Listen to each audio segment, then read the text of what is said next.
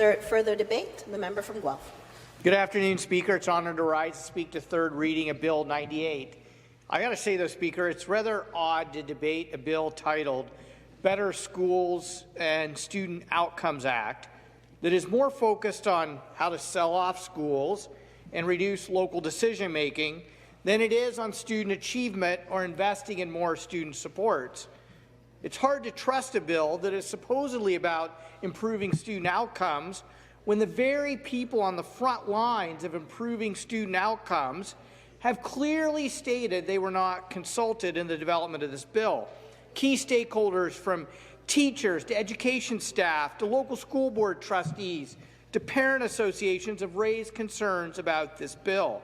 Now, I know that this government doesn't often agree or support those working on the front lines, but you think they would actually take the time to get input from the very people who are somehow delivering some of the best student outcomes in the G7, even though they're working in schools with a $16.8 billion repair backlogs, in schools that are experiencing increased levels of violence as students struggle without proper support, such as much-needed additional educational assistance and mental health workers, in schools with increasing class sizes as the government underspends its own education budget by $844 million, has a $1.4 billion underspend in what's needed in our schools, and according to the FAO, will underspend $6 billion over the next 6 years.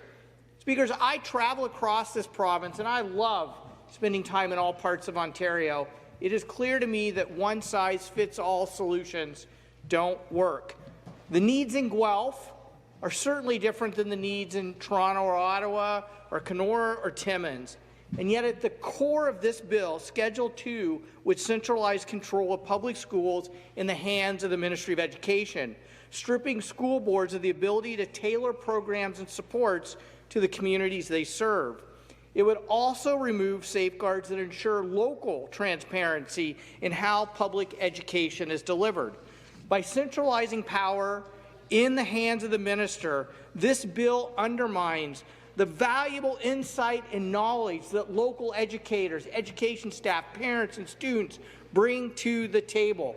Speaker, I contend that increasing student outcomes must be a collaborative approach between government, local trustees, educators, students, parents, and communities. And without proper consultation at the local level, I am seriously concerned that this bill will actually undermine student achievement and the unique needs that students have in different communities in our province. Further questions?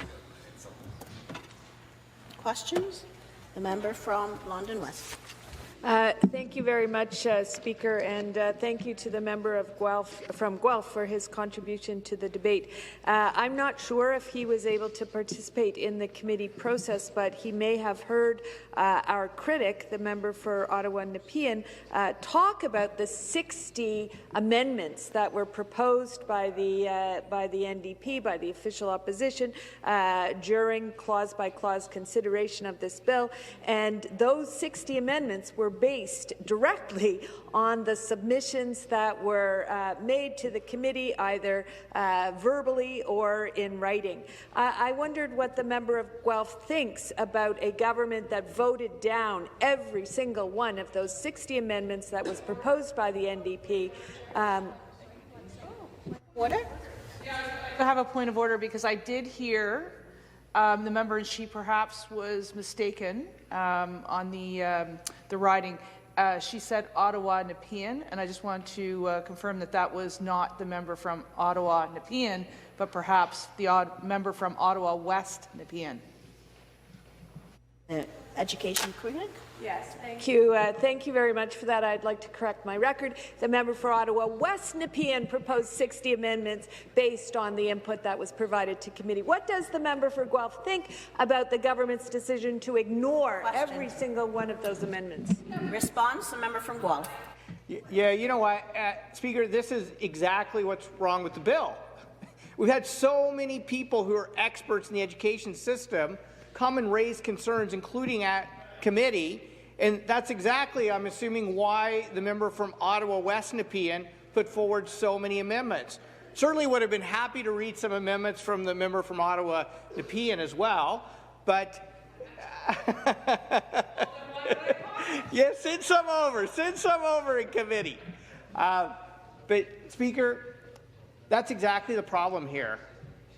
So many educational experts have talked about flaws in this bill. They have not been corrected. They were not fixed at the committee process, and that's why I'll be voting against this bill. Further questions? The member from Barrie.